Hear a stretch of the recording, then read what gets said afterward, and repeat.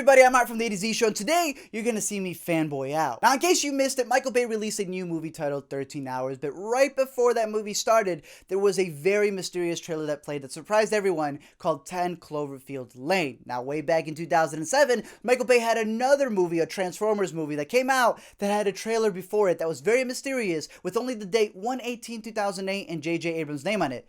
That movie became known as Cloverfield. Now, Cloverfield is one of my favorite movies of all time, and I understand that some people don't like it, but hey, there's some people who don't like Star Wars, there's some people who don't like The Dark Knight, some people who say that The Godfather is overrated, so bless their souls in whatever they do. But to me, Cloverfield is phenomenal. It had trailers that are unlike anything that we get today, which was super mysterious. So when you went into the movie, you had no idea what it was about. It was an experience. When you realize, wait a minute, are they going to be filming the whole thing like this?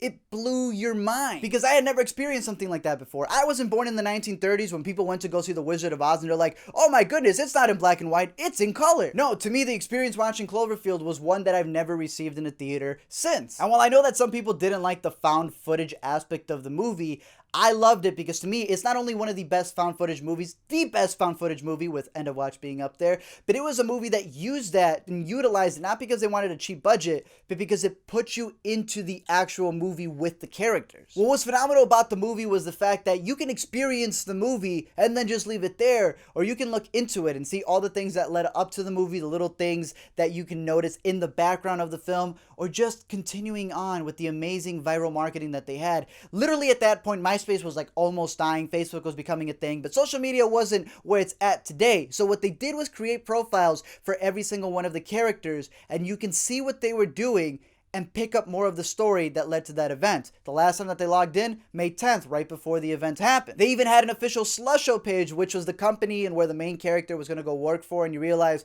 there was an accident that happened there that may or may not have created the monster. And it was all these genius things that honestly is the reason why I loved Cloverfield. And now they use that same amazing marketing technique once again, and it could be that J.J. Abrams, was making a little movie called Star Wars, so he had an extra blanket of security for his Bad Robot Productions, that they were able to get this one out there. They filmed it in less than 40 days, and it's not necessarily a sequel, but they're calling it a blood relative to Cloverfield. But we know that it's definitely in the same realm because, well, obviously Bad Robot, J.J. Abrams, and they literally tell you Cloverfield, 10 Cloverfield Lane. So it's obviously an address, but we know that it's going to be in the same realm of events because Cloverfield was not only J.J. Abrams' route to work, which was the road that he, went to, but Cloverfield referenced the fact the monster had clover-like shaped feet. So it stomped all around, causing a field of clovers, which is what the investigation is called. And with this sequel, not only is it not found footage, which I think is a genius idea to go that route, just continuing the story,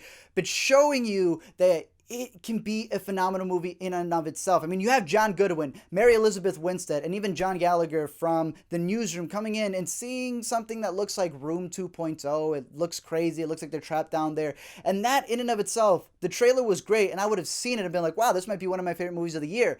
Then they give you the title, and it's like, not a cherry on top because I don't like cherries. It's like, yo, here's a sundae, here's 3 more scoops. The fact that you also have David Trachtenberg, who's been on my radar ever since he did the Portal fan film, and he was set to direct my favorite graphic novel / comic series of all time, Why the Last Man, which then got canceled. But it's okay because now he's got this sequel coming out. Plus having Damien Chazelle be a writer on the movie who just so happened to write and direct my favorite movie of all time. This has now become my most anticipated movie of the year. We're always looking forward to the blockbusters. Yes, Batman v Superman, all these other things that are coming out.